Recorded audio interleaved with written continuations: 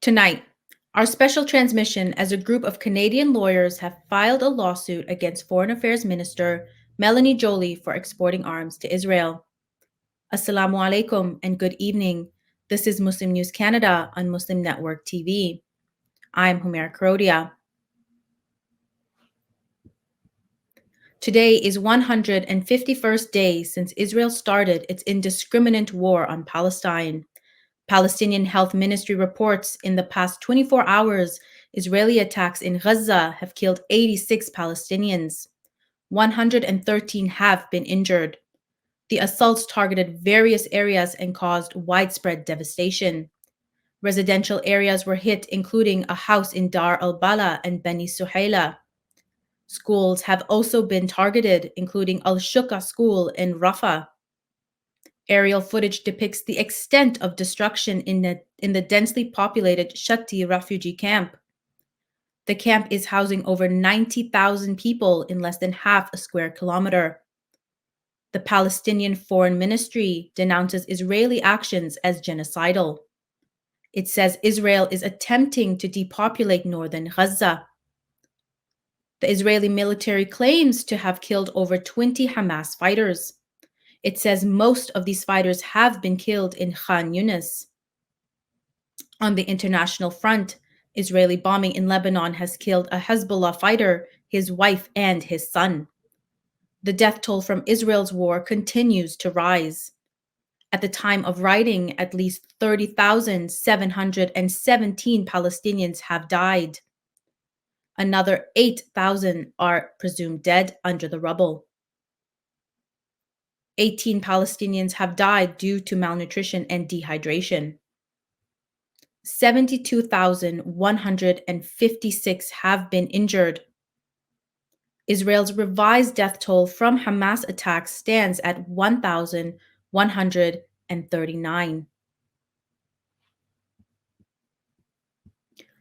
Negotiations for a ceasefire between Hamas and Israel in Gaza have hit a deadlock after 3 days of talks in Cairo.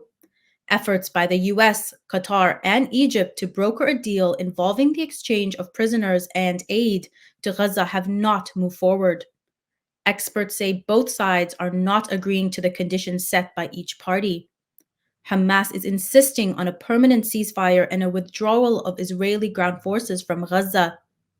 Israel is demanding the release of prisoners held by Hamas. The absence of Israeli delegation from the talks has further complicated the matters. Egyptian officials say Hamas has presented another proposal that mediators will discuss with Israel in the coming days. U.S. Secretary of State Antony Blinken is urging Hamas to consider the ceasefire plan. Israel has hinted at potential military action along the Lebanese border to contain Hezbollah. Israeli Defense Minister Yoav Gallant has told the U.S. envoy Amos Hochstein that there is an urgency to tackle the Iran-backed militants. The ongoing skirmishes between Israel and Hezbollah since October have displaced thousands of civilians and claimed hundreds of lives. Israel is demanding that Hezbollah's elite forces should retreat. It says it will intensify operations until Hezbollah withdraws completely. It also threatens military action if diplomatic solutions fail. A leaked U.S. diplomatic cable reveals serious warnings about the consequences of an Israeli invasion of Rafah in southern Gaza. The diplomatic cable was sent by the U.S. Embassy in Israel earlier this week. It warns about mass civilian casualties and the collapse of essential services. The cable says the health system in Rafah is already strained. It says in the case of an offensive, it will be impossible to provide aid. The cable says there's an urgent need for diplomatic intervention to stop the impending humanitarian catastrophe in Rafah. There are nearly 1.5 million displaced Palestinians seeking refuge in the city. Israeli forces have been targeting different parts of Rafah. However, a full-scale operation has not yet started, and there is no specific timeline when it will conclude. The Biden administration faces growing pressure to intervene and prevent further escalation. Relief volunteers on the ground report increasing desperation among residents. They say logistical challenges are hindering humanitarian efforts.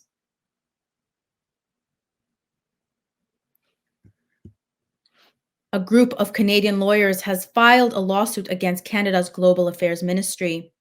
The lawsuit alleges the Canadian government exports military goods and technology to Israel. The group argues these exports may contribute to human rights violations against Palestinians.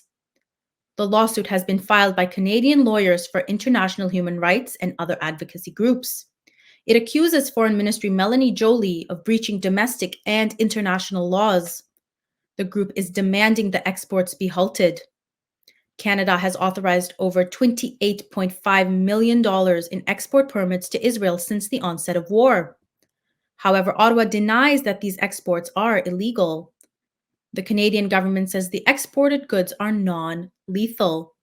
Recent reports by Canadian media outlets says the imports include items categorized as bombs and electronic equipment.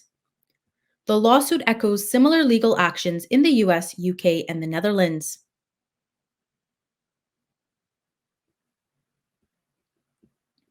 A police officer has gone missing in Egypt after protesting against the government's stance on Israel's war on Palestine. Abdul Ghawid Mohammed al-Sahlami was arrested after waving a Palestinian flag in Alexandria and denouncing President Sisi as a traitor. Video footage shows him atop a billboard shouting defiantly. He was demanding that Egypt open the border to allow humanitarian aid in Gaza. Concerns for al-Sahlami's safety are mounting as his whereabouts have remained unknown for 4 days. The Egyptian Network for Human Rights is holding the Interior Ministry responsible for his disappearance. It is demanding his immediate release. Egypt's limited aid efforts to Gaza has drawn criticism from civilians. Activists who have advocated for the Palestinian cause have been detained by Egyptian authorities. Egypt shares a border with Gaza, but has so far not opened it up for the entry of aid into the besieged territory. All aid entering the besieged territory via the Rafah crossing from Egypt has to go through Israeli checks before being allowed to enter.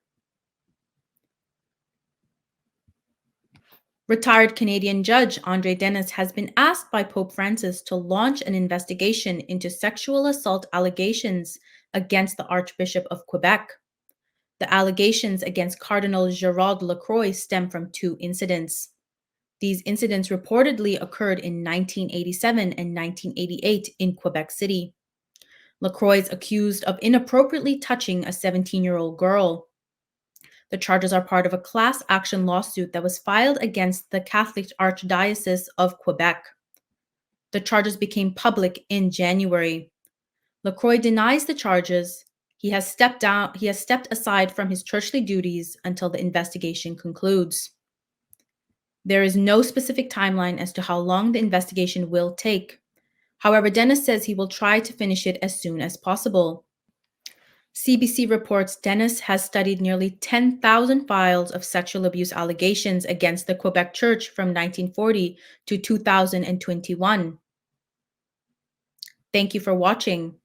Our news is produced by Muslim Network TV, which is a not-for-profit organization. We need your support for donations. Please scan the QR code on our broadcast or visit muslimnetwork.tv to donate now, so we can continue to amplify the voices of Muslims in Canada and abroad.